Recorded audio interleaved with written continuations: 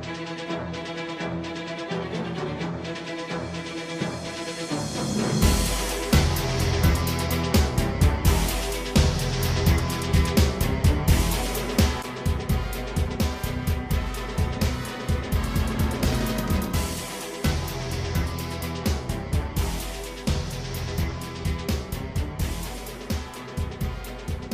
all, welcome to another edition of the Citizen NFL podcast. I'm Justin Ritzel, joined by Chris Sciria. No Robert Harding today. Robert was afraid to be in the same room with me because I predicted the Bills were going to lose last week, and he's so upset that I made that prediction that it came through. He's not here. No, actually, I believe he is covering a political debate, and that's his main gig here is politics. So Robert's out on assignment. Yes, that's a good way of putting it. Yes. He may or may not just be playing hooky for the Nationals game tonight. Who knows? That's not till 8 o'clock, though. I think he'll have his schedule cleared for that. Maybe he secretly drove down to the game. You know, the thought did occur to me, like, you watch Robert decide, like, you know, I'm going to go down, I'm going to go on StubHub, I'm going to get a ticket, I'm going to watch Game 5. I could see Robert doing that, but I don't think he did, though. Well, as I've been telling him on Twitter, he's just going to be set up for big disappointment. Yeah. Well, you know, the thing is, eventually the Nats are going to break through. Eventually, and this is as good as it looks. I mean, they're home. The pitching obviously is a little. I mean, it's kind of funny we're deviating from the NFL here, but you know, their pitching isn't really set up the way they wanted it to. But they had oh my God, drawing a blank here. Strasburg pitching yesterday. So I mean, realistically, that was the best case scenario because they survived and got to Game 5. So, all right, let's talk football. All right. So I think it's fair to say that of the three teams that are based in New York, obviously two of them don't actually play in New York. Right. Fair to say the Giants had the highest expectations this year. And yet here we are. The Giants are still winless. Mm-hmm. They played 5 games. They're 0-5. And shockingly, both the Bills and the Jets are 3-2. Mm-hmm. How did we get here with the Giants, Chris? Well, I think there's a multitude of reasons. I think number one, maybe high expectations, and this is going on in Miami too. When you make the playoffs the year before, there are expectations that you're going to go back. So I think for the Giants, and especially a team that has a veteran quarterback like Eli Manning and an amazing wide receiver like Odell Beckham Jr., that there's high expectations that this team is a playoff team. They went to the playoffs last year. They did go to the playoffs last year, right? Yep. Yeah, they did. That's what I thought. I'm trying to remember here.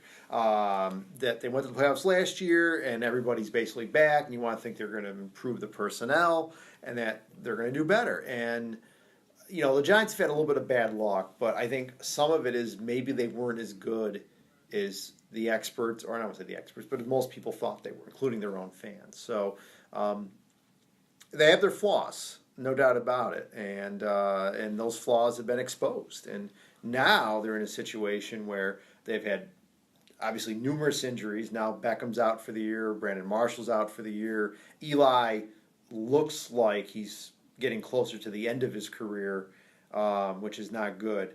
And they don't have much of a running game. So there's a lot of flaws on this team offensively, and that's what's hurting them. So it's kind of sad because, like I said, you want to see the local teams do well, but in this situation, not happening. Yeah, so let's talk a little more specifically about Eli because I'm having a hard time deciding if he is just done or if he is being set up for failure with the pieces around him because obviously he was missing. Odell Beckham wasn't at full strength for a couple games. I think Brandon Marshall before he also got hurt this weekend, but I think people saw him coming in as being a really, really good number 2 receiver, and he was not anything close to even a number 2 receiver. No. The offensive line stinks. That's the biggest culprit. The plays they run, the scheme that they run is so predictable. They do the same formation almost every time. So I'm just kind of having a hard time deciding if it's Eli is just not the same guy anymore, or if he's been set up for failure. What do you think, Chris? I think it's a little bit of both. It's interesting because Ben McAdoo took over for Tom Coughlin, And because he got the Giants back to the playoffs, all of a sudden it was like, oh, he's a great coach. This guy's a really good coach. And I think you can't really just judge a guy by one season. And I think maybe we were a little early on anointing McAdoo as the next great coach in the NFL. And this is not a good situation, no doubt about it. And I think some of it is now it's what for a history lesson here is if you can remember Gerald Ford when he was our president. I know you really don't because it was before you were born. But well before I was born. But Gerald Ford. No, I'm sorry, not Gerald Ford. Jimmy Carter. Jimmy Carter said there was a crisis of confidence. Okay, and I think that's what the Giants are going through right now. They don't feel very confident, and when you're a football team and you get that in your mindset, like, hey, bad things are going to happen and something's going to happen, we're going to lose. Then I think that kind of just snowballs, and I think that's what the Giants are going through right now. Is that things are they're getting buried in an avalanche of like bad things, and their psyche right now, I'm sure, has got to be pretty low, and it's going to be tough for them. I mean, it's they have to go to Denver this week, I believe. Yep. Yeah, Sunday Denver, and play Denver, who's got a very good defense, whose offense is serviceable. It's not looking good for them. So I mean, we're talking 0-6, and I mean, look, 0-5. I don't think anybody's ever come back from 0-5 to make the playoffs, and it's not going to happen this year. 0-6. I think you could basically say the season is, if it's not over now, it's going to be over then. And then you start thinking about next year. You're playing for jobs, basically. Who wants to be on this roster in 2018? So obviously, I agree with you. This season is over for the Giants. Yeah. Their defense is, it's fine. It's solid. It's not what it needs to be for them to still kind of stick around with how their offense is playing. Eli's obviously old. No Odell Beckham the rest of the year. You're not going to fix that offensive line overnight. No. So where do they go from here? Do you think they need to kind of take the approach that we all expected the Jets to have, which is just lose and try and get a high quarterback, a high draft pick? Right. You can't play to lose in the NFL. I mean, you got to go out there and try. I mean, you can't go on an NFL field and play half speed because you're going to get hurt. And again, like I just said, you're playing for jobs. So I don't mean necessarily on the field, but just what do you think the front office should be? What should their approach be? Should they try and take another kick at the can with this group next year, or I think what will happen is how bad things get. If this team goes 2-14, okay, or something like that, or 3-13, then I think you have to look at maybe a change in the front office. Jerry Reese has been the GM for a few years now. He's produced a Super Bowl winning team. He's done overall a good job as the general manager of the Giants. But in this situation, if the wheels really come off the wagon here, then I think if you're the owners, Mara and Tisch, then you need to sit down and say, as an organization, do we need to make a change in the front office? And then if you make a change in the front office and you get a new general manager, most likely he's going to want his own coach. And Ben McAdoo, again, who had a decent year last year, I really think if this team quits on him, and you watched enough football, when a team quits on a coach. If the team quits on the coach, then McAdoo's in trouble. But I think they need to seriously look at the way they're handling free agency, the way they're handling the draft, because they're not getting any contributions from their draft picks. And most of their free agent, and they went big in the free agent market last year when they signed Olivier Vernon. And it was all on defense. Right, it was all on defense. And they went big money on that, and it's not paying off. So I think they need to look at the approach and say, do we need to make changes for the guys who are making those decisions? Next year is touted as a great quarterback class. Yeah. Is this the time when assuming they're going to get a high pick, is this the time where you take Eli's replation? I don't know. Not even talking about whether he's going to be back or not next year. Right. But I don't know about that because you don't know. You got to look at other needs on the team. I mean, there may be other needs that are more. I mean, is quarterback the biggest issue with this team? I don't think it is. It is an issue because they're 0-5 and the quarterback has to get some of the blame. But I don't think that the quarterbacking is the number one issue with this team. So depending on where they are in the draft, if they have the number one pick overall, yeah, maybe you do pick a quarterback because if the guy is that good, he's a franchise-changing player, then I think you'd be foolish not to. But if you don't have the number one overall pick, and yes, it is a quarterback-rich draft, I think you have to look at other positions that you need to fill and make a decision from there. And the other thing is, when you said quarterback-rich draft, I just had a flashback to 1983 when there were 6 quarterbacks taken in the first round. Okay, 3 of those quarterbacks were Hall of Famers. Okay, Elway, Kelly, Marino. The other 3, Eason, O'Brien, and Blackledge, were not good. I mean, they were, serviceable. O'Brien had a halfway decent career. He played for a while. But, I mean, they weren't Hall of Famers. So when we say a quarterback-rich class next year, there may be a quantity of well-regarded prospects, but until these guys actually get on the field and start playing, and so it's tough to say right now, we've got all these great prospects. I mean, you might get a great Hall of Fame quarterback at number 27 in the draft compared to if you're picking at number 5 or 6. So we'll see what happens.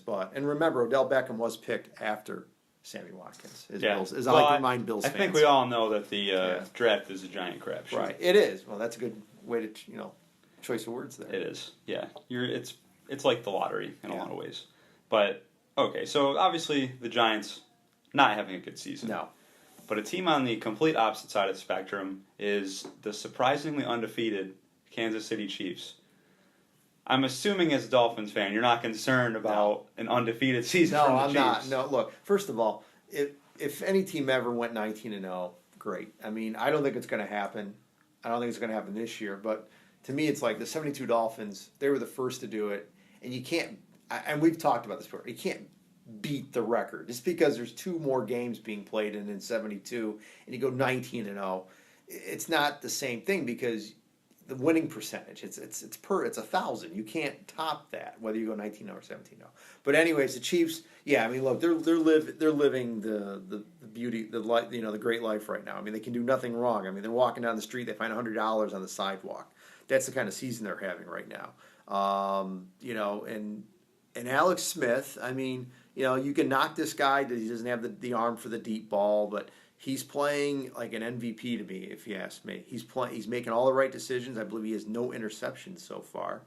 I mean, this is pretty good. So can the Chiefs continue to do this? I think over the long run, yes, I think they can. But yeah, they're not going to go undefeated. They should win their division, and then the fun part happens. They go into the playoffs, and the Chiefs have a history of underachieving in the playoffs. Going back to the 80s and 90s, the Chiefs, I don't think the Chiefs had even played in the AFC title game since their Super Bowl years of the early 70s. Well, not only is the organization a bunch of underachievers, but Andy Reid is an underachiever. Well, yeah, Andy Reid didn't get to 1 Super Bowl, so let's give him that much, okay? He had a reputation for not being able to win the big game. Well, look, the Chiefs had a big lead against the Colts a couple years ago in the wild card round, and Andrew Luck led them to the win and everything. And yeah, the Chiefs do have this playoff jinx, whatever you want to call it. They have this bad history that it gets. You think about this. If you're a current Chief, are you thinking in the playoffs? Are you thinking a few years ago we blew this? I mean, I don't think those things come into your mind during the heat of the battle, so to speak, during the game. So. But right now the Chiefs are looking great. But we all know, look, things can. I mean, wasn't Minnesota 5-0? I was just going to say Minnesota looked like the best team in the NFL at 5-0. And then the wheels fell off. They didn't even make the playoffs. And there's no injury. I mean, no major injuries or anything. So I think that we can't crown the Chiefs, or not going to say crown, but we can't anoint them as the best team in the league right now. I mean, they are playing as the best team right now, but overall, are they the best team? Well, like I said, let's wait another 5 weeks, and I think we can have a better idea whether the Chiefs are the best team in the NFL. Well, and if bringing it back to the Vikings last year a little bit, that was another team that they had a quarterback who was, another quarterback that was a first-round pick who had kind of had an underwhelming career up to that point. Mm-hmm. And through 5 games, Sam Bradford, as we're talking about, looked like he was having a career year. And, he had a decent year at the end, but he came back down to earth. And, I like Alex Smith. He's really athletic. I think he's a little underrated. He doesn't turn over the ball, like you mentioned. He hasn't this year, but I don't think he's going to play at an MVP level all year. Right. Well, the running game is the big thing for the Chiefs. Yeah, Kareem Hunt's been a stud. I mean, that's been. I mean, to be honest with you, he is. I think he's the main reason why. Because when you have such a great running game, you can't really crack down on the passing game and tee off on Smith. So I think that's a big reason why. And the Chiefs have a pretty good tight end in Kelsey too. So I mean, I think look at the position players they have, the skill players they have. I think that's a main reason why they're 5-0. But like you said, we don't know. I mean, there's still a lot of football left to be played, and it's you can't make that comparison yet because we don't know. It's early. They could be another Minnesota Vikings for all we know. Yeah, I mean, I don't remember if I had the Chiefs making the playoffs or not. I think it's safe to say they're going to get in now. Yeah, but I still see them as like an 11-5 team. They play in such a tough division. Yeah. They still have Denver, the Raiders. The Raiders.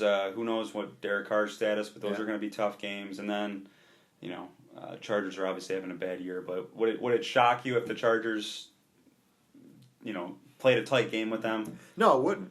No. So, and then like this week, they play the Steelers. Everybody's really down on the Steelers. Yeah. Would it shock anybody if the Steelers kind of us against the world mentality took down the Chiefs? Well, this is one of the games Robert and I are going to pick later, and one of the points I'm going to make to him is that Ben Roethlisberger probably had the worst game of his career last week, and he said it because I think he said it like in a sarcastic way, sarcastic that like maybe I'm done or something like that, but. I think he's going to be very motivated, and I want to think that the Steelers are going to be very motivated. I mean, this is a huge game. They're 3-2. So they've got realistically 3-3. I mean, they're not dead, but I mean 4-2. They're in much better shape. So I mean, it's a must-win for them, and it's on the road. So it's going to be fun to see what happens. No doubt about that. Yeah, I'm excited for the Chiefs. So I like their team. I like their jerseys too. So I wouldn't mind. I don't mind seeing those jerseys in the primetime games all the time. The red and gold. Yeah. Yeah. Those are some of my favorites. All right, enough about jerseys. All right. So the last thing I figured we'd hit on, political climate in the NFL right now it's as crazy as it's ever been. Jerry Jones came out after the Cowboys lost to Green Bay. I don't know if he was just frustrated at the time. Maybe was sipping a few too many because he was celebrating the big lead the Cowboys had that they blew, I might add. Comes out and basically says that no player on his team will protest the anthem or kneel during the anthem or else they will be benched. One, do you buy that he would actually bench a player if they did this? And then two, just what do you think of him coming out and taking this obviously controversial stance? First of all, he owns the team, and when you own the team and you sign the paychecks and you tell your employees that this behavior is expected of you, he has that right. Now, as an American citizen, a player has a right to speak. But as we all know, that the difference, freedom of speech means that the government cannot prosecute you or persecute you or, they can't do anything to you for what you say. You can go on a street corner and yell, I hate the government or the president is a jerk or whatever, and you cannot be prosecuted for that. You can't be thrown in jail for that like in other countries. Okay. Private enterprise like the NFL and specifically the Cowboys is a different story. If a player wants to do something like that, the owner, I think, is within his rights of doing something like that. Could cut, could bench, could fine, could do any of those things. But as we all know, the NFL is not your typical business, and there's certain things that an athlete can do that a person who works in an office can't do, even though they're basically the same principle. So I think that his players, the Cowboys are one of those teams that the owner is so powerful. You could make the argument, I think, that Jerry Jones is the most powerful owner in all of sports. After George Steinbrenner died, I think Jerry has assumed the mantle of the most powerful owner in all of professional sports. And I think his players know, don't cross Jerry. Don't disobey him. Do what he says.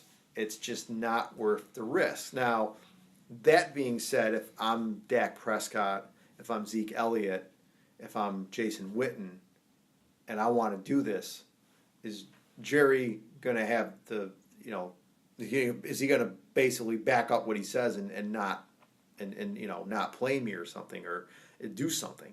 And that would be interesting if that happened, one of the better players. But if you're like the third string offensive guard, one of the guards or something like that, if you're a backup offensive lineman, something tells me you're not going to be taking a knee for the national anthem. So yeah, it's kind of aggravating, I guess, because so much of the talk about, from some people about why Colin Kaepernick hasn't been signed by a team is because he would be a distraction. Yeah. Well, what exactly is this? This is a distraction it's- for a team well, that's right. they're obviously they're 2-3. Yeah. They need to be focusing on winning football games, and now you have Jerry saying this, and Dak Prescott and other players are declined to speak to the media this week because that's what they were going to be asked. And three of the best players on the team are African Americans. Right. Well, the Cowboys are always going to have distractions because they're the Cowboys. And the other thing is, like, why did Jerry Jones decide this is the time when he's going to take a stand when we all know that he's had players with off-field issues? Right. Well, I'll tell you why. And this is the NFL is doing this too. The NFL has been put in a really tough spot because the president decided in a speech to bring up Colin Kaepernick, and it really made this even a hotter issue than it already was. And the NFL just wants it to go away. The NFL did not want to get dragged into this, okay? I would literally bet the house that if you ask Roger Goodell, hey, are you thrilled about all this? No. He doesn't want anything that, because he knows with politics, one side is going to love you and the other side is going to hate you, okay? And it reminds me of a line Michael Jordan once said, like, Michael, why don't you talk about politics? Why don't you talk about social issues? And he said, because Republicans buy sneakers too. And that is a big thing, is that the NFL has been dragged into this political hot potato, and no matter what they do, they can't win. If they appeal to the people that feel that you should always be standing for the anthem, and they say, hey, look, you've all got to stand, then you alienate the people on the other side who feel, well, you should have the right to take a knee or not, or whatever, however you want to display your protest. Because I think one thing we do agree on is that the NFL players are not trying to disrespect the flag, they're not trying to disrespect the country or the armed services or veterans. They are trying to show that they are against what is going on in this country in social things. Police officers who have killed African Americans. That's what this issue is about. And it's gotten away from that, and it's turned into this flag patriotism thing, which I understand why. And I'm almost done. I'll let you get I don't mean to monopolize the conversation here, but it's been, Trump has taken this to another level. It already was at this level. It wasn't like Trump's the one who introduced the whole patriotism, disrespecting the flag thing. But he's taken it and he's using it to appeal to his base, to keep them, and it's becoming an even hotter, bigger thing than it was before. And to me, there's no right solution here.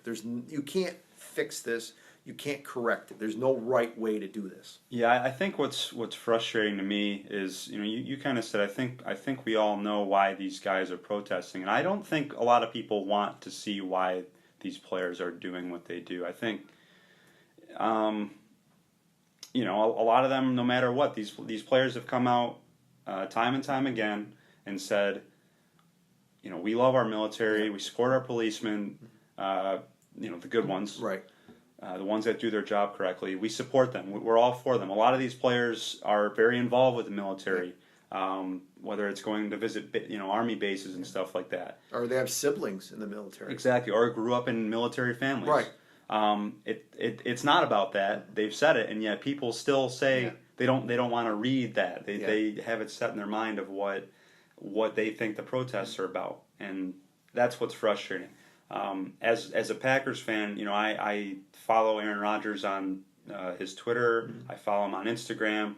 And he's been one of the, pretty outspoken about this over the past couple weeks. And he came out and said, we want all of our fans to link arms. A couple weeks ago in the stands, we're going to do it as players, just as a sign of unity. Right. We're not taking a political stance either way. We just want to show that we're together. We're going to choose love over hate, all that kind of stuff. And I see on social media that people are coming after Aaron Rodgers like he's he's disrespecting the flag. It's very frustrating. You can't win, and I want to throw this out there. So there are 3 Dolphins who have not stood for the national anthem.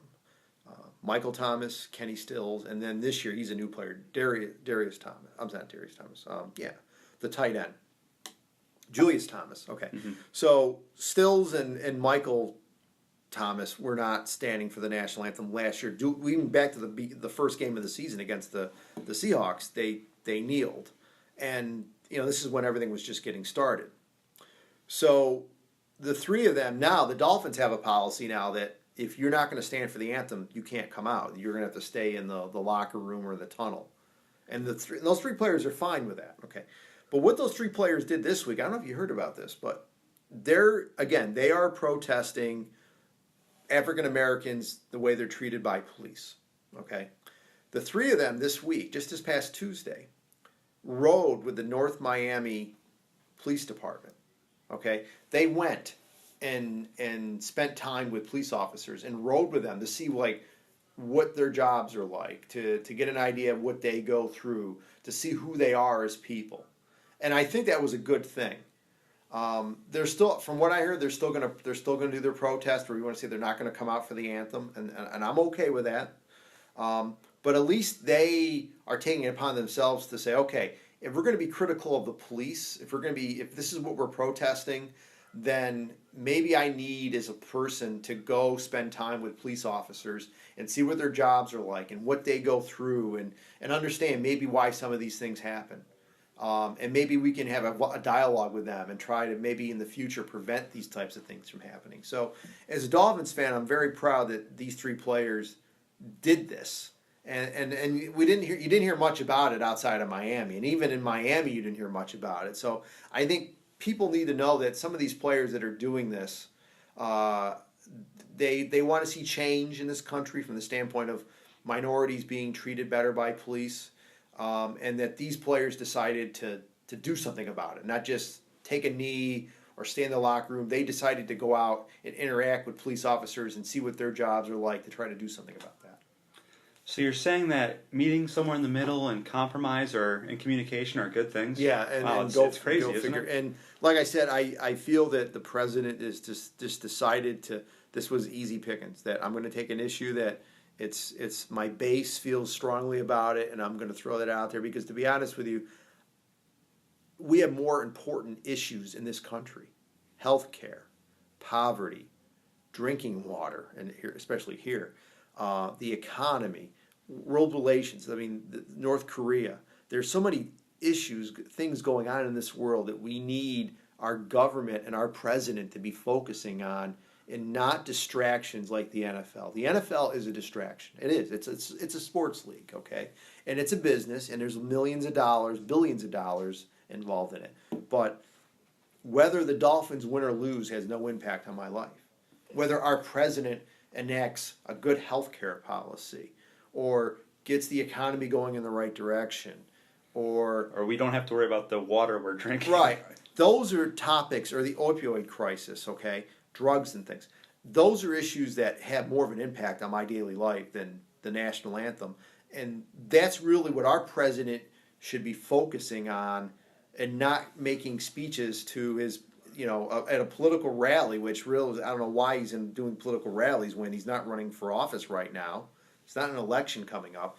He should be focusing on solving these issues and not getting involved in Twitter wars or distractions with the NFL with these things, because it's an insult to his office. It should be beneath him. He shouldn't really have any.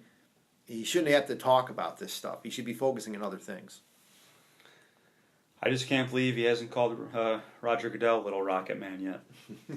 Anyway, all right. So we'll end here on this note. Obviously, Robert's not here, as we mentioned. The Bills are off this week, so we won't focus on them. But we'll talk about your Dolphins here for a minute, Chris. What's your confidence level in them right now? Defensively, it's pretty darn good. Although I will say that you got to kind of grade them on a curve because you were going up against Matt Castle last week. But DeMarco Murray's a pretty good running back, and the Dolphins did an excellent job shutting down the Titans' running offense, and Matt Castle, he got blasted a few times. So defensively, I mean, now the Dolphins had Maluga playing, Lawrence Timmons playing in the linebacker spots. They looked really good. Rashad Jones, I'm telling you, going to make the Pro Bowl as a safety. He was out for most of the last year, really hurt the Dolphins defensively. He's healthy. He ran back that fumble for a touchdown. The Dolphins defense I'm very high on, although they're going to get their biggest test of the season against the Falcons this coming Sunday. So I think we'll get an idea like how good this defense really is this week. Offensively, they just cannot get in a rhythm. They just can't get the running game going. The passing game is inept. A lot of it is the offensive line not doing their job. Some of it is wide receivers not knowing their routes, not doing the right thing, and some of it's Cutler. I'm not going to say that he should be absolved of all the blame, but I think that other players need to play better for him to play better, and hopefully it's going to be tough this week against the Falcons, but I'm hoping that. This is week 5 that we're going to start to see some more progress here, and that this offense is going to get going and not too late because they're 2-2, so the season's not over with yet. And even if they lose to the Falcons, 2-3 is not a death sentence, but they've got to start showing signs of progress on offense, and I want to hope that we're going to see some of that this week. But I'm not going to bet the house on it, though. Let's put it that way. That AFC East has been maybe the weirdest division in the NFL so far. Who thought the Patriots are going to be 3-2? Who thought the Jets were going to be 3-2? I mean, the Bills. I mean, look, the Bills. I've always thought the Bills are a solid team. Okay, I mean they're not the best team in the league, but they're definitely not the worst. They're in the middle. Okay, and they're 3-2. So, I just think that there's still a lot of football left to be played. The Patriots will win the division. They're not gonna not win this division. Okay, they're gonna trounce the Jets. And everything is going to get back to what it should be. Okay, so we'll see what happens, but it's entertaining, and I give the Jets a lot of credit because their players did not stop believing in their coach and themselves. They decided that look, we're not going to lay down like everybody thinks we're going to. We're going to play our tails off, and if we play hard and we don't beat ourselves, maybe we got a chance to win some games. Yeah, you got to give Todd Bowles a lot of credit because they were 10-6 a couple years ago with Ryan Fitzpatrick as the quarterback. Last year the wheels just totally fell off, but that is probably the least talented roster aside from the Browns in the NFL. Here's the thing: you could say that the talent isn't as good as it was last year, but look at some of the players they got rid of. Some of these guys, I would say they're locker room cancers, but they're not high character guys, okay? Some of these younger players they have, some of these no names they have, maybe they're better character people. Maybe the Jets, because they don't have as much talent as they did last year, but they're a better team. They're better than the sum of their parts, so to speak. You know what I mean? Yeah. Josh McCown is not somebody that you want as your starting quarterback, but he is a professional quarterback. Right, and he's making some good plays. And I saw him in person. I mean, he made an amazing throw on a deep pass, 69-yard touchdown pass that really shocked the Miami fans I was sitting with. So, I think that one thing that people forget is these guys are all pros. They're all in the NFL for a reason, okay? And some teams have more talent than others. But some teams have better coaching, and some teams just play better as a team, as a unit. And I think that's what the Jets are doing right here. I mean, they've won 3 games, which most people thought they weren't going to win any. They won 3. So, look, they're not going to make the playoffs, but they've overachieved, and, who knows? Maybe they finish around 500. Maybe they get 6, 7, 8 wins. And you've got a foundation where you can build on the draft next year. We'll see. All right, we'll wrap it up there. Another fun weekend of NFL football ahead. Maybe Robert will be back next week. I hope so. Maybe he'll be on assignment at the NL National League Championship Series. They got to win first tonight, man. All right, Chris. All right. Thanks for joining me. My pleasure. This has been Chris Sciria. I'm Justin Ritzel for the Citizen NFL Podcast. We'll see you next time. Bye.